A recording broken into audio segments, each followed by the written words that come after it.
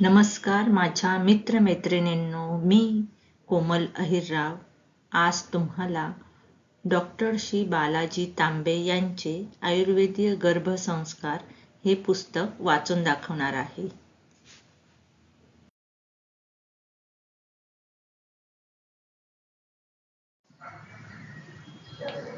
जोपासना गर्भाची. वैद्यकशास्त्रातील प्रगतीमुळे अत्याधुनिक तंत्रज्ञानाच्या साहाय्याने गर्भाच्या होत असलेल्या वाढीचे चित्र नेमकेपणाने स्पष्ट होण्यास खूपच मदत झालेली आहे.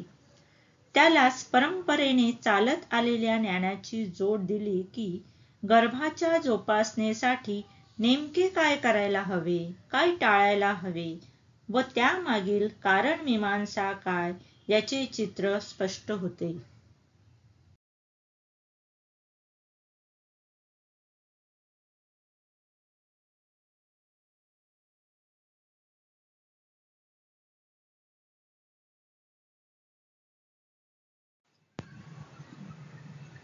गर्भात येऊ शकणाऱ्या विकृती.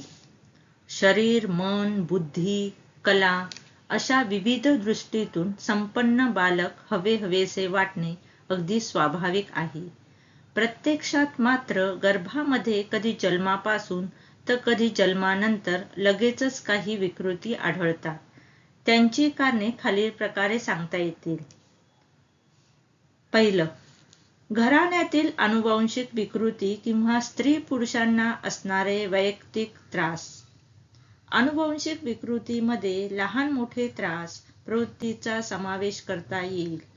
उदाहरणार्थ प्रमेह, दमा, थॅलेसिमिया, मानसिक आजारापासून ते त्वचाविकार, लठ्ठपणा, पित्त वाढण्याची प्रवृत्ती, डोके दुखणे, डोळ्यांची अशक्तता यामागे आनुवंशिकता हे कारण असू शकते. हे विकार जरी वयानुरूप वेगवेगळ्या वेळेला व्यक्त होत असले तरी त्याची सुप्त रूपातील लक्षणे अगोदरपासून बालकांमध्ये दिसू शकतात. उदाहरणार्थ घराण्यात प्रमेह असल्यास मुलांमध्ये लहानपणापासूनच अवाजवी लठ्ठपणा किंवा कृशता, लघवीच्या वेळेला जळजळ, दृष्टी कमजोर असणे, एकूणच शक्ती कमी असणे असे दोष दिसू शकतात. मात्र प्रत्यक्ष रक्तात साखर सापडायला वयाचे 35 ते 40 वर्ष उजळू शकते. 2. आयुर्वेदाने सांगितलेले पाळीचे नियम देखील गर्भाच्या आरोग्याला लाभदायकच आहेत. प्रथम, रजोदर्शनापासून ते गर्भधारणा होईपर्यंत स्त्रीने पाळीच्या 3-4 दिवसात आहार आचरणातील नियम न पाळल्यास दोष प्रकोप होऊन गर्भावर परिणाम होऊ शकतात. विशेषतः आईकडून येणाऱ्या मातृज अवयवांशी संबंधित दोष उत्पन्न होऊ शकतात. 3. स्त्री पुरुषांमध्ये गर्भधारणेच्या पूर्वीच्या काळात किंवा प्रत्यक्ष गर्भधारणाच्या वेळी उत्पन्न होणारी विकृती. गर्भधारणेच्या वेळी शुक्राणू व बीजांड संपन्न अवस्थेत असले पाहिजेत हे आपण पूर्वी पाहिलेच आहेत.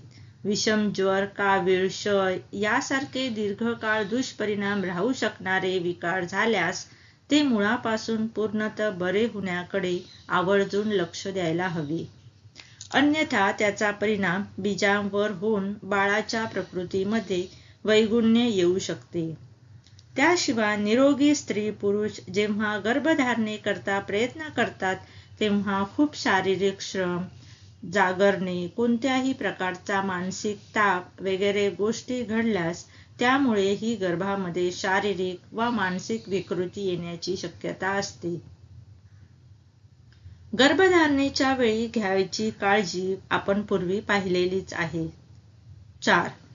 शुक्राणू व बीजांड संपन्न असणे ही आदर्श स्थिती असते.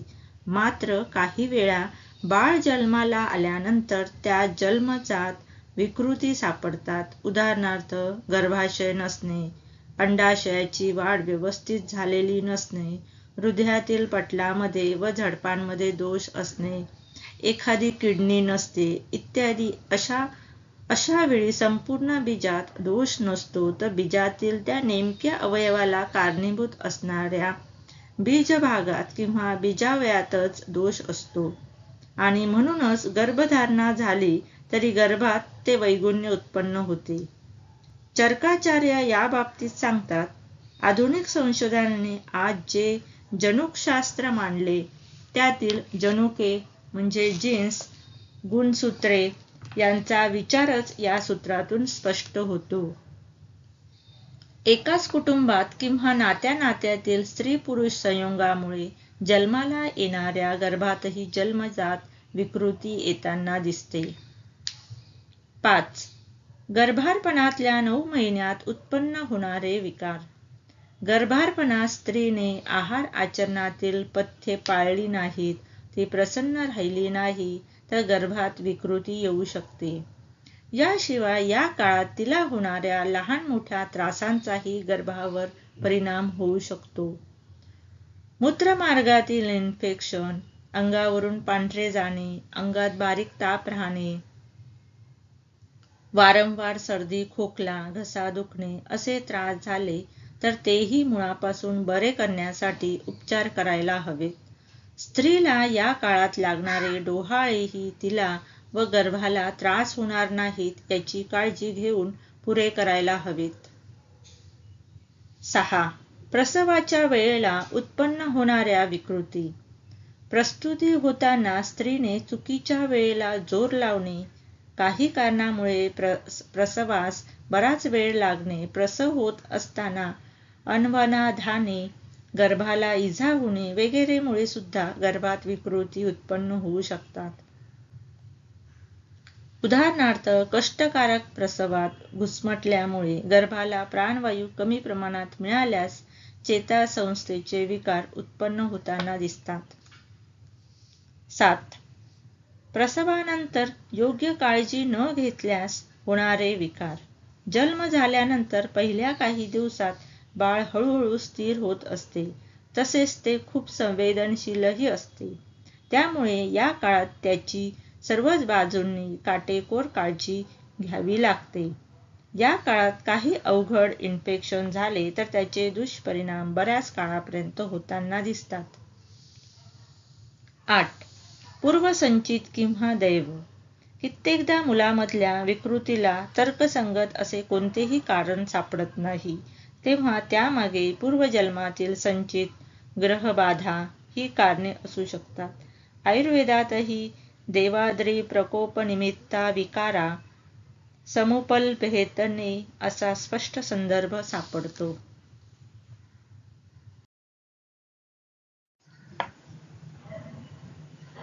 गर्भस्राव आणि गर्भपात. गर्भावस्थेतील पहिले 3 महिने गर्भ अतिशय नाजूक व अस्थिर असतो. त्यामुळे या काळात काहीही चुकल्याने गर्भस्राव होण्याची शक्यता सर्वाधिक असते. प्रत्यक्षातही पहिल्या 3 महिन्यात रक्तस्राव सुरू झाला तर तो गर्भाला बहुतेक वेळा घातकच ठरताना दिसतो. या काळात गर्भाला निश्चित असा आकार अजून आलेला नसल्याने तो स्राव रूपाने बाहेर पडतो. यालाच आयुर्वेदात गर्भस्राव असे म्हटलेले आहे. गर्भस्रावाला सुरुवात झाली की तो थांबवणे बरेच अवघड, अनेकदा अशक्य असते.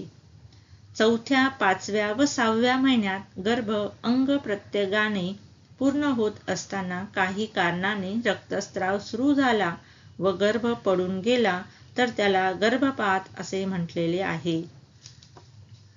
या काळात गर्भ बराचसा स्थिर असल्याने त्वरित व योग्य औषधोपचार मिळाल्यास गर्भपात थांबवता येणे शक्य असते. गर्भस्राव व गर्भपाताची लक्षणे. योनीवाटे थोडा थोडा रक्तस्राव होण्यास सुरुवात होते. बरोबरीने थोडा चिकट स्रावही होतो. ओटीपोट व कंबर दुखते. 5व्या 6व्या महिन्यात तर कळाप्रमाणे दुखायला सुरुवात होते. गर्भवतीला अशक्तता, अस्वस्थता वाटते. अष्टांग संग्रहात गर्भपाताची कारणे खालीलप्रमाणे दिली आहेत.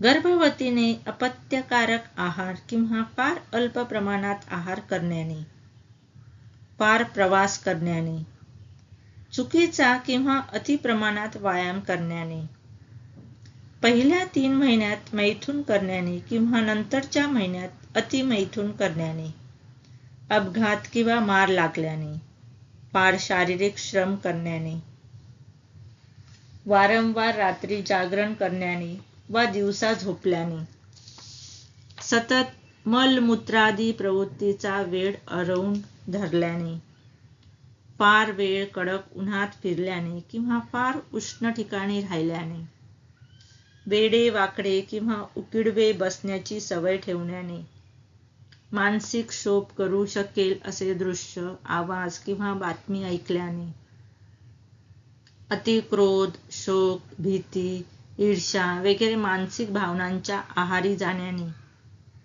याखेरीज हाताने केले जाणारे योनी परीक्षण सुद्धा गर्भस्रावाला क्वचित कारणीभूत होऊ शकते.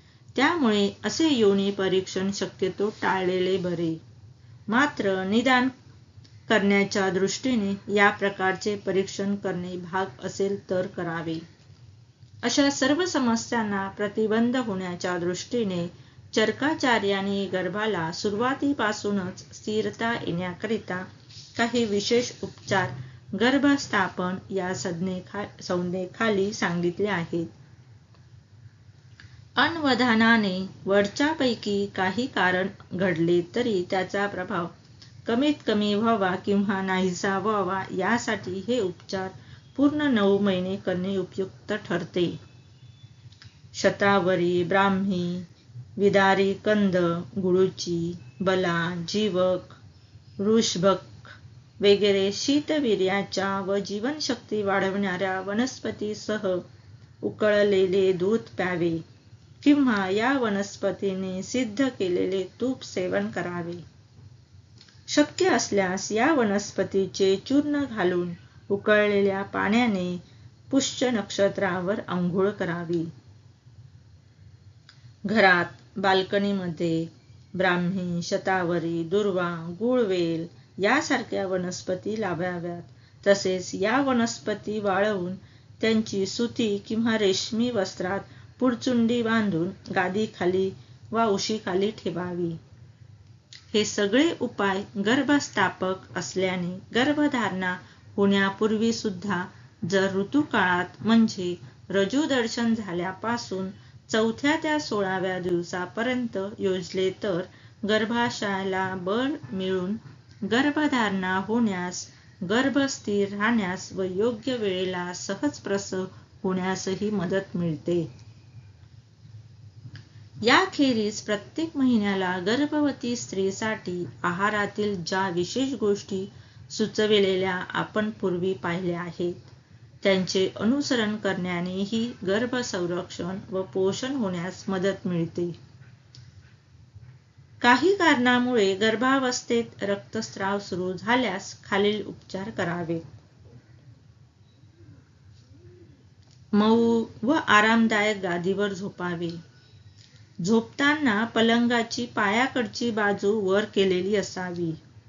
शीतल गुणधर्माच्या शतघृतासारख्या तुपाचा नाभीच्या खाली ओटीपोटावर लेप करावा. गाईचे दूध थंड करून त्यात सुती कापड भिजवून त्याच्या घड्या ओटीपोटावर ठेवाव्यात किंवा धायटी, भेडा, उंबर, पिंपळ वगैरे वनस्पतीपासून बनविलेला काढा गार करून त्याच्या घड्या वरील प्रकारे ठेवाव्यात. निळे कमळ, दुर्वा यांचा कल्क आणि गाईचे साजूक तूप यांचे मिश्रण कापसाच्या पिचूवर घेऊन योनीमध्ये ठेवावे किंवा शतधौत घृताचा पिचू योनीभागी ठेवावा.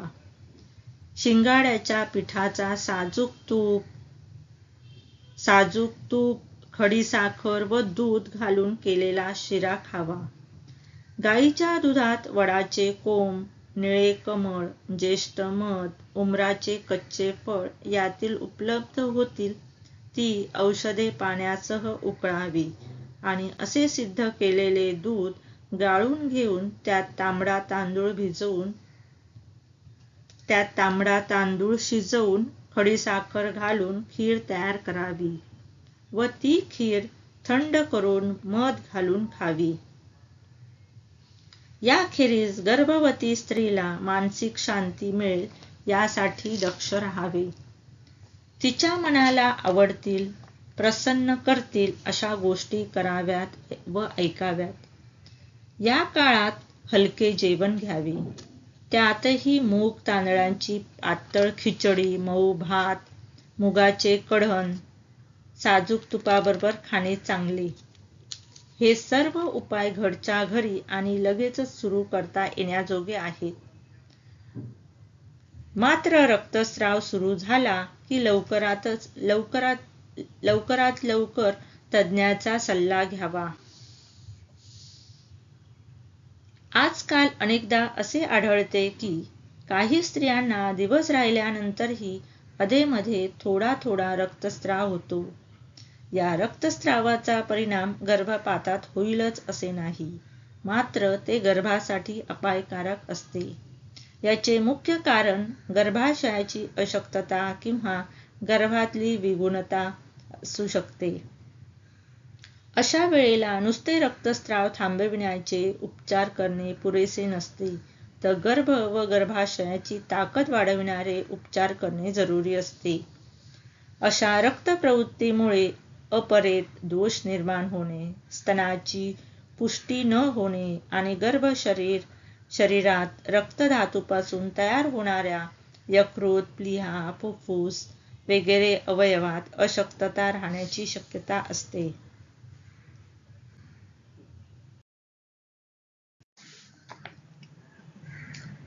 महिन्यानुसार गर्भस्थापक योग. काही स्त्रियांना गर्भस्रावाची किंवा गर्भपाताची प्रवृत्ती असलेली दिसते. म्हणजे दिवस राहिले तरी बहुतेक वेळेला पहिल्या 3 महिन्यात किंवा क्वचित नंतरही गर्भपात होत राहतो. अशा वेळेला गर्भपाल रस, शतावरी घृत, रघुमालिनी वसंत वगैरे गर्भस्रावाला प्रतिबंध करणारी औषधे प्रकृतीचा विचार करून सुरुवातीपासूनच तज्ज्ञांच्या मार्गदर्शनाने सुरू करता येतात. आयुर्वेदाने तर गर्भस्राव होऊ नये यासाठी प्रत्येक महिन्यासाठी विशिष्ट औषध योग सुचविले आहेत. पहिल्या महिन्यात म्हणजे दिवस राहिल्या लगेच गर्भस्त्री स्थिर होण्यासाठी मनुका, ज्येष्ठमध, चंदन, रक्तचंदन या औषधांचे चूर्ण गाईच्या दुधासह घ्यावे. दुसऱ्या महिन्यात कमळाचा देठ आणि नागकेशर दुधाबरोबर घ्यावे. साधारण 1 कप दुधात 150 मिलीलिटर, 100 ग्रॅम नागकेशर, 100 ग्रॅम कमळाचे देठ व 4 कप पाणी घालून फक्त दूध 150 मिली शिल्लक राहीपर्यंत उकळावे आणि गाळून खडीसाखरेसह घ्यावे. तिसऱ्या महिन्यात पद्यकाष्ठ, चंदन, वाळा, कमळाचा देठ आणि नागकेशराचे चूर्ण दुधासह साखर घालून घ्यावे. चौथ्या महिन्यात केळ्याचा कंद, कमळ व वाळा ही द्रव्ये दुधामध्ये वाटून सेवन करावे.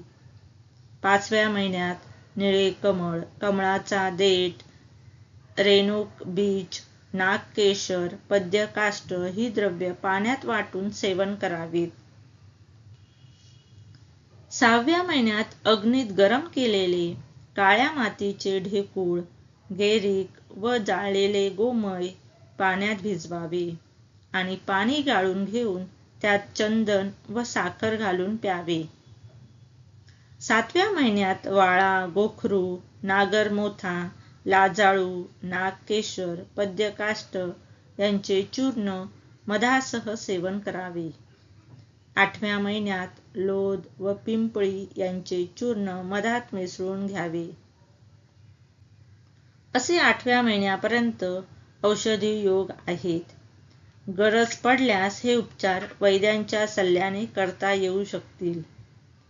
सर्व चिकित्सा करूनही गर्भस्राव व गर्भपात झालाच तर गर्भाशय शुद्धी आणि काही विशेष उपचार स्त्रीने करणे आवश्यक आहे. परंतु पहिल्या 3 महिन्यात गर्भस्राव झाल्यास किंवा गर्भपात करून घेतल्यास स्त्रीला कोणत्याही प्रकारची काळजी घेण्याची आवश्यकता नसते असा चुकीचा समज आजकाल प्रचलित झालेला दिसतो. पण खरे तर गर्भपात हा एक छोटा प्रसवच आहे असे समजून योग्य उपचार करणे स्त्रीच्या दृष्टीने अत्यावश्यक असते. गर्भपातानंतर काही विशेष उपचार आयुर्वेदात सांगितलेले आहेत. गर्भस्राव किंवा गर्भपात ज्या महिन्यात झाला असेल त्या संख्ये इतके दिवस हे उपचार करायचे असतात. उदाहरणार्थ 4थ्या महिन्यात गर्भपात झाला तर 4 दिवस खालील विशेष उपचार करावेत. सुंठ, मिरी, पिंपळी, चित्रक, चव्य अशी अग्निदीपन करणारी द्रव्य घालून केलेला पातळ मऊ भात खावा किंवा मुगाचे सूप प्यावे. हा भात किंवा सूप बनवताना फोडणी देऊ नये आणि मीठ अगदी कमी किंवा शक्यतोवर टाकू नये. सकाळी सुंठ गूळ तुपाची लहान सुपारीच्या आकाराची गोळी घ्यावी. याखेरीज गर्भस्राव किंवा गर्भपातानंतर स्त्रीच्या शरीरात वातदोषाचे असंतुलन होत असते. त्या दृष्टीने काही दिवस खालील उपायही करावेत. अंगाला वातशामक औषधाने सिद्ध केलेल्या तेलाने 15 दिवस अभ्यंग करावा. आठवड्यातून 2-3 वेळा योनीभागी गर्भाशय योनी शुद्ध करू शकणाऱ्या द्रव्यांची धुरी घ्यावी. तसेच रक्तस्राव थांबला की योनीभागी औषधाने सिद्ध तेलाचा पिचू ठेवावा. याप्रमाणे किमान महिनाभर करावे. गूळवेल, पित्तपापडा, वाळा, नागरमोथा, चंदन, धणे, बला वगैरे द्रव्यापासून बनवलेला काढा घ्यावा. असा काढा 8 ते 10 दिवस घेतलेला चांगला. किमान 1 आठवडा तरी विश्रांती घ्यावी. पाण्यात काम करणे, वाऱ्यात जाणे, जागरणे टाळावी. नंतरही साधारण 1-2 महिने मैथून टाळावे. उकळलेले गरम पाणी प्यावे. हलका साधा आहार घ्यावा. या प्रकारच्या उपचाराने वातसंतुलन होणे स्त्री आरोग्याच्या दृष्टीने अतिशय आवश्यक असते. अन्यथा अनेकदा पोट सुटणे, वजन वाढणे, पाळीत बिघाड होणे अशा समस्या उद्भवताना दिसतात. नंतरही गर्भाशयाला ताकद मिळेल, स्त्रीची अशक्तता नाहीशी होईल अशी औषध आहार योजना करावी. मगच साधारणतः 3-4 महिन्यानंतर गर्भधारणेसाठी प्रयत्न करावेत.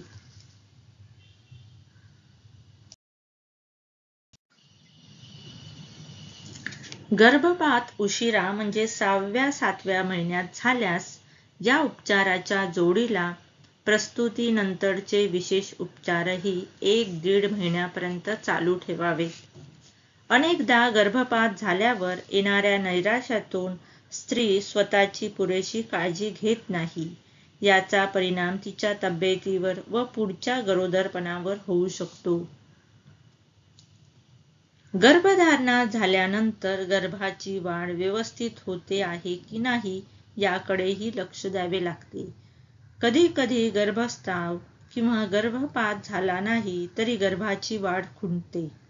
या प्रकारच्या उपविष्टक व नागोदर अशा 2 अवस्था सांगितल्या आहेत.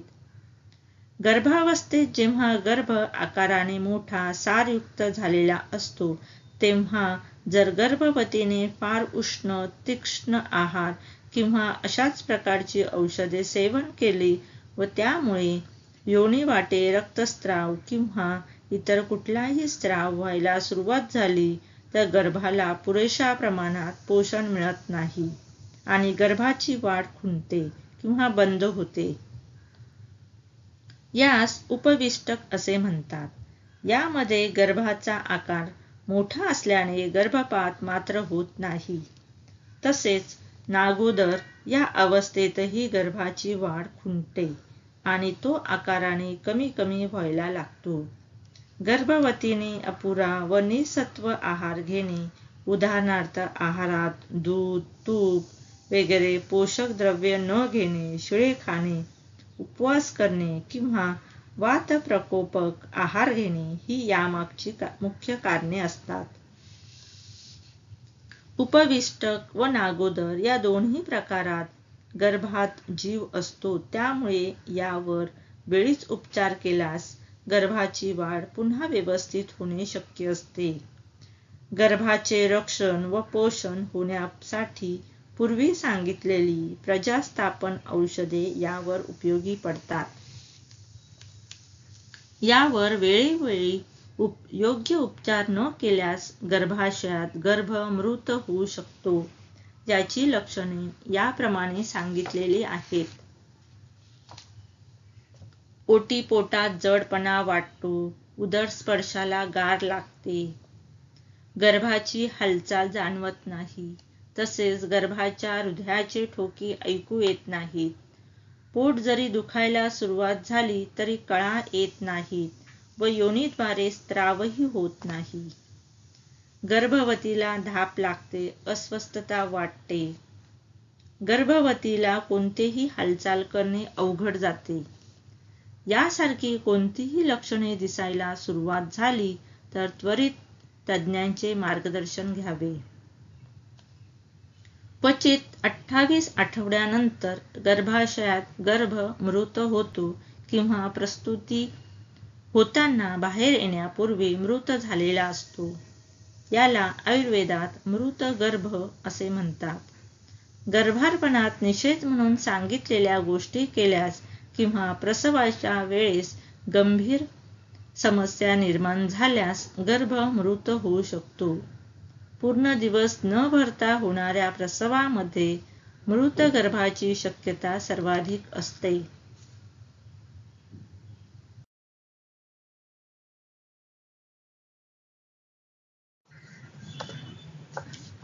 जवळच्या नात्यात लग्न करणाऱ्या दाम्पत्याच्या मुलांमध्ये जन्मजात विकृतीचे प्रमाण अधिक दिसते. गर्भवतीने पथ्यकारक आहारविहार केल्याने गर्भस्राव अथवा गर्भपाताचा धोका वाढतो. गर्भस्राव अथवा गर्भपाताचा धोका असल्यास गर्भस्थापनेचे उपचार करून घ्यावेत. असा धोका नसताना हे उपचार करण्याने हानी निश्चितच होत नाही. गर्भस्राव अथवा गर्भपात झाल्यास गर्भाशय शुद्धी करून घेणे आणि काही प्रमाणात प्रसूतीनंतरच्या आहारविहाराचे पालन करणे आवश्यक ठरते. गर्भावस्थेतील कोणत्याही विपरीत लक्षणाकडे दुर्लक्ष करू नये. त्याची वेळीच दखल घेऊन योग्य उपचार करावेत. धन्यवाद.